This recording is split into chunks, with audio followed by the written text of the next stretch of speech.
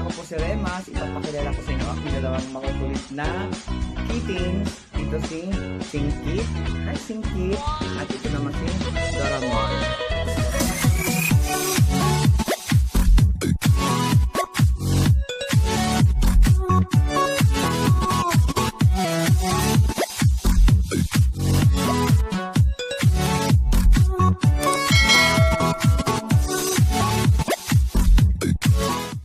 Hi po! Welcome to my channel!